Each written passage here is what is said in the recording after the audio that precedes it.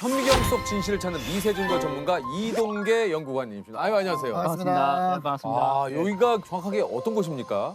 여기는 저희 범죄 수사 증거물 중에서 미세 증거물이라고 흔히 말해서 눈에 보이지 않을 정도로 작은 증거물, 이제 그것들을 이제 찾아내서 비교해서 같은 건지 아니면은 어떤 건지 이제 성분을 분석해서 정보를 제공하는. 그러니까 뭐 예를 들면 현장에서 스웨터에 뭐 이렇게 털이 떨어져 있었다. 근데 범죄자의 집에서 스웨터가 있는데 이게 같은 증거물이냐? 그렇죠. 그것도 가능하죠. 그런 것도 가능하죠. 예, 예. 아. 아니 근데 우리 저기 연구원님께서는 지금 딱 보니까 화학과 나오셨을 거예요. 예, 예. 전공이 맞죠? 과학입니다. 전공이 화학이시잖아요. 예, 예. 아. 아답답 뵀을 때 느낌이 왔나요? 아니 여기 이제 전체적으로 하는 일이 아, 네네. 이게 뭐 이런 분석하고 성분 분석하시려면은 예, 맞습니다. 맞죠, 맞죠, 예, 맞죠. 예. 아, 지금 예.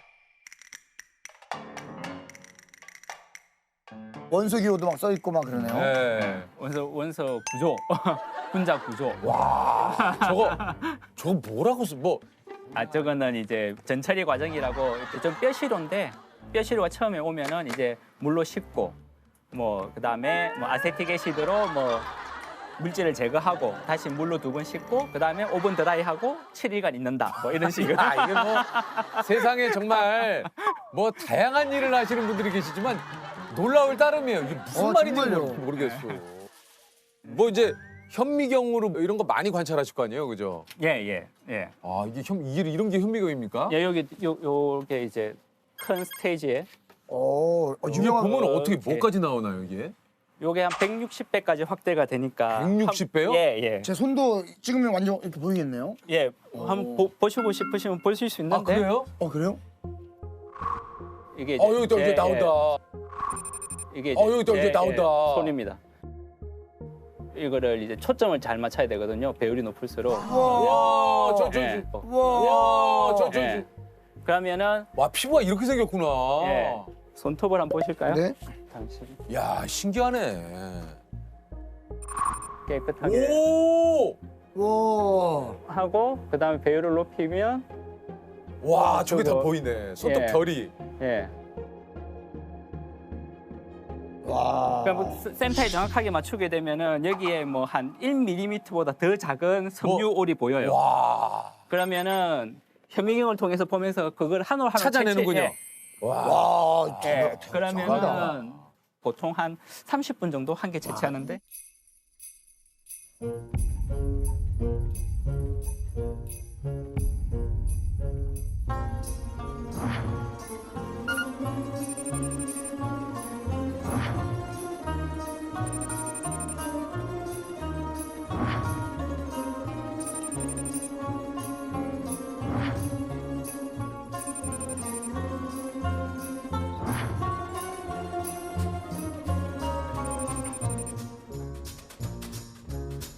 아니 근데 이제 이게 이제 머리카락만으로도 사람의 직업이나 이런 것도 나와요?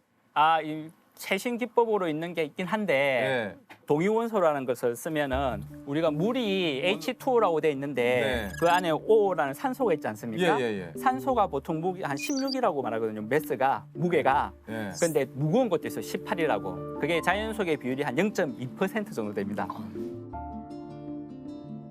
H2O 하면은 산소가 16인 게 하면 무게가 18이 되지 않습니까? 수소 하나 그 11 예. 더하기 16 하면 18인데 산소가 18인 것은 무게가 11, 18이니까 20이 되지 않습니까? 무게가. 그럼 두 개의 무게가 다른 물이 있는 거예요. 실제로 자연에는. 비로 떨어질 때 무거운 게 먼저 떨어질까요? 가벼운 게 먼저 떨어질까요? 무거운 게 떨어지죠. 그렇죠. 그래서 바닷가에 사는 사람들은 몸속에 있는 산소가 무거워요. 상대적으로. 산 쪽에 있는 사람들은 산소가 가벼운 산소로 구성되어 있고 그 차이가 있어요. 비율이.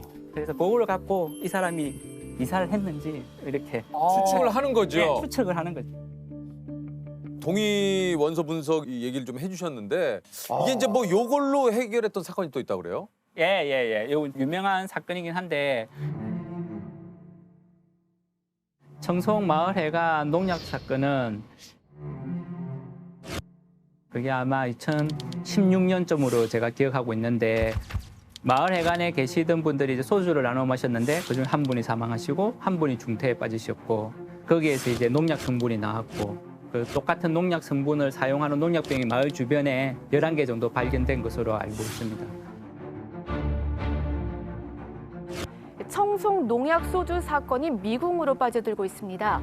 아직 특별한 용의자도 찾지 못한 가운데 이 마을 주민 대부분이 고령이어서 이 사건 당시 진술 확보에도 어려움을 겪고 있습니다. 그런 이후에 이제 용의자로 추정되시는 분이 자살을 하셨어요. 그래서 그분이 마신 농약, 그 위내용물 뭐 하고 처음에 이제 돌아가신 분들이 마신 소주병에서 이제 농약 성분만을 분리해서 저희들이 이제 시작하지 얼마 안 됐지만은 동위원소 분석법으로 해서 이 농약이 다 같은 농약이다. 그러니까 성분도 같지만은 제조도 같은 시기에 됐을 것 같은 농약으로 판정을 해서 보고 드린 것으로 알고 있습니다. 중요한 거는 농약은 다 똑같아요. 그러니까 메소밀이라는 농약을 쓰면은 화학 성분만 볼 때 다 똑같지 않습니까? 그러니까 어떤 건지 모르죠. 네. 근데 제가 아까 말씀드렸잖아요. 산소의 비율이 다르고 16하고 18. 네. 그 존재하는 비율이 다르잖아요. 네. 만약에 그것이 그 안에 존재한다고 생각하면은 생산되는 지역이나 원료에 따라서 그 비율이 달라요. 산소 비율이요. 예, 예. 현장에서 수거된 것에서 발견된 농약 성분의 산소 비율과 그다음에 용의자 집에 있던 농약인 산소 비율이 같고 나머지 회사들의 산소 비율이 다 다른 거예요. 아하. 그러면은 메소밀이라는 성분도 같으면서 산소 비율이 같으니까 이 농약이네 이렇게 되는 거죠. 꼭 메소밀을 산소로 측정한 건 아니고요. 탄소와 질소로 측정을 했는데 그것까지 들어가면 너무 어려울 것 같아서. 아니 혹시 좀 직접 감식했던 사건 중에 좀 기억에 남는 사건 있습니까? 뭐 밀양 화재 사건 관련해서 대기해 본 적도 있고 그다음에 인천의 유조선 폭파 사고도 가봤고 예. 뭐 여러 개 중에 로프를 메고 작업을 하시는 분이 계신데 그거 뉴스에 나왔어요. 아 진짜 예. 아파트 외벽 공사를 아파트 하던 외벽 도색 작업자의 작업을 하던 밧줄을 끊어 40대 숨지게 한 노동자가 피의자가 경남 최근 양산의 한 경찰 아파트에서 공무원으로 40대 남성이 재현했습니다. 외벽 작업자의 밧줄을 끊어 숨지게 하는 일이 있었죠. 양산에 있는 아파트에 외벽 작업을 하시는 분들이 계셨는데 그분들이 노래를 들으셨는가 봐요. 그래서 이제 그게 시끄럽다고 그 주민이 한 분이 계절단에서 추락한 사건으로 제가 기억하고 있습니다. 예. 처음에는 장비 문제로 일어난 추락사로 생각했습니다. 그런데 조사에 나선 경찰이 단순 사고사가 아닐 수 있다는 증거를 발견합니다. 현장을 출동해 보니까 요 작업자들 밧줄이 자연스럽게 훼손된 게 아니고 누군가가 인위적으로 절단한 단면이 확인됐습니다. 경찰은 아파트 내부에 있던 사람의 소행으로 보고 수사를 이어가던 중 이 아파트 주민 41살 서모 씨를 피의자로 지목합니다. 범행 현장에서 족적 하나를 발견했습니다. 족적을 발견해가지고 그 족적과 유사한 동일한 신발이 있는지 세대를 탐문하던 중에 피의자의 주거지에 동일한 신발 문양이 있는 슬리퍼를 발견하게 됐습니다. 그 당시에 경찰에서 긴급 사건 형태로 해서 의뢰가 왔는데 떨어진 높을 줄하고 그다음에 그 절단했을 거로 생각되는 뭐 가위나 칼, 커트칼 종류들 이런 것들을 보내주시면서 미세 점검물 중에 나온 게 있으면은 그것이 로프질 성분과 같은지 봐달라고 했는데 경찰이 한 25개 갖고 오셨는데 그걸 이제 일일이 다 현미경으로 보면서 나왔어요. 예, 한 군데에서 나왔어요. 로프 그 성분이 성분. 예. 야. 예.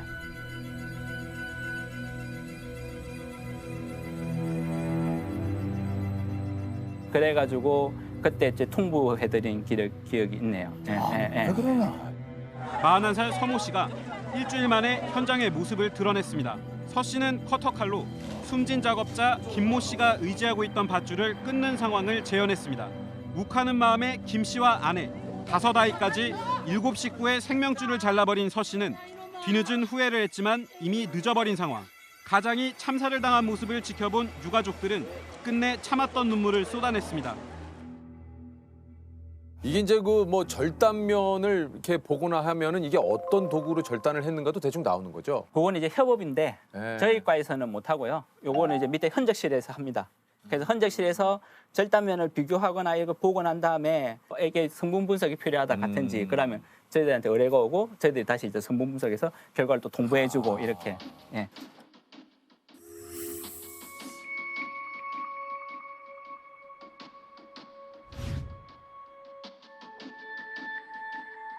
저희가 지금 하는 업무가 약간 다양해서 4가지 분류로 말씀을 드리면 지문, 조적, 공구흔, 혈흔 형태 이렇게 4가지 업무를 주로 하고 있습니다.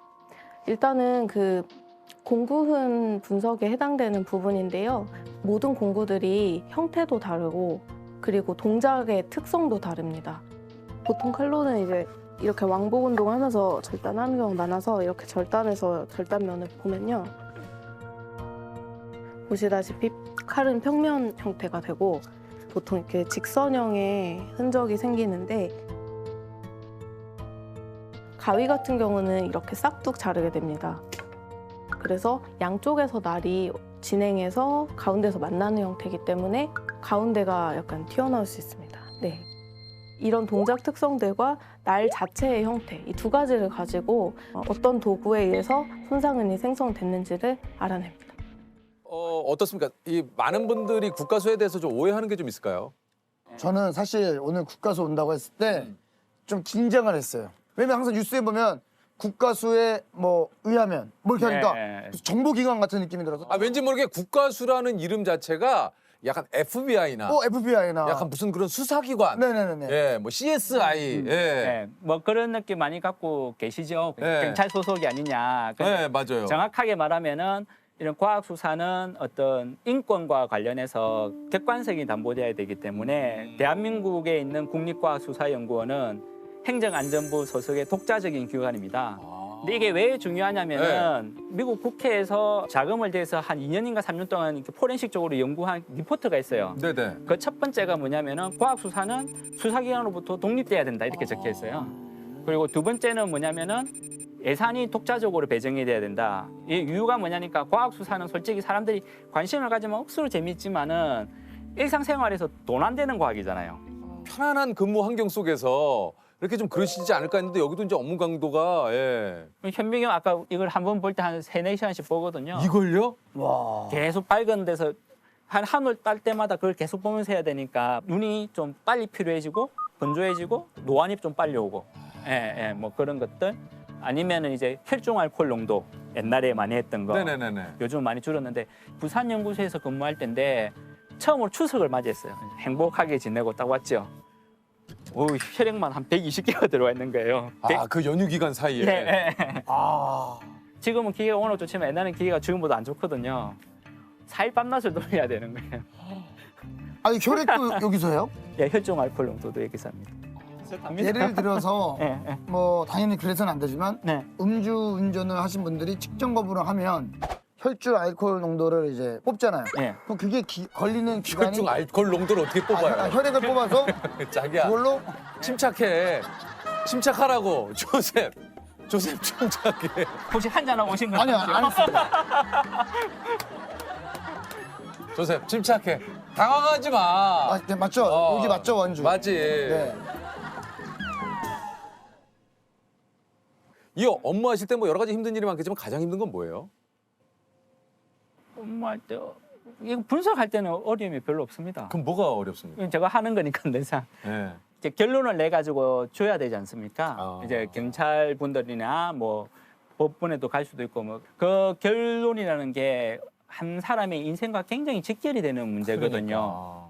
그래서 이게 맞는지 안 맞는지 좀 이렇게 굉장히 좀 확신이 좀 차야 되고 분석하고 난 다음에 예, 정말 중요한 사건인데 이제 답이 없는 경우가 있죠. 예, 그럴 경우가 좀 답답하시겠어요. 힘들죠. 예. 이 방법도 해보고 저 방법도 해보고 해보면 있는 했는데. 방법을 다 해도 답이 안 나오면은 알 수 없음이라고 이렇게 나가게 되는데 그럴 때는 좀 많이 좀 미안하죠.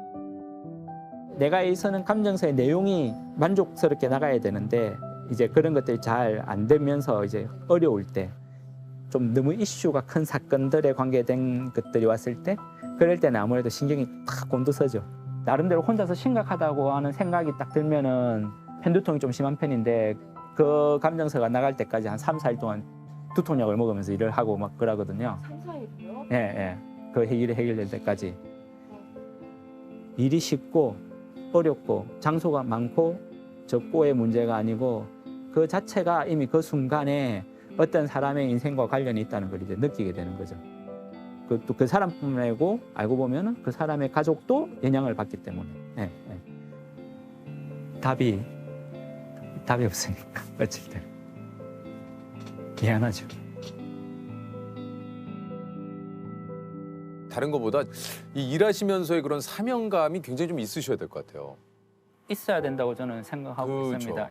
감정을 하고 이제 법원에서 갑자기 정인 추석이 오면 밤에 잠을 못 자겠더라고. 아침 그 결과 리포트 했던 거 다 한번 다시 훑어보고 가는데 뭐 그런 면도 있고 이제 내가 단지 온 걸로 분석했다는 이유 하나만으로 또 이 살인자 앞에서 또 증언 또 해야 되고 얼굴을 다 보면서 그리고 혹시나 가족들한테 혹시라도 그런 위해를 당하지 않을까. 예, 얼굴을 보게 나중에 되니까. 보복을 할 수도 있으니까. 예, 감정세에도 이름은 또 다 써 있고 자기 이름도 이름 숫자도 다 써 이게 있고. 이곳에 근무하시는 분들의 예. 또 고충이 여러 가지 고충들이 또 진짜 많으시네요. 예, 그런 것도 아니 그저 이 국가수를 혹시 꿈꾸시는 분들이 있을 수 있잖아요. 예.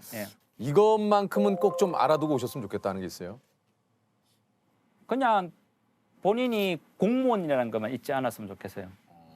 공무원. 민간 기업하고 달라서 공고 보는 곳이 다르잖아요.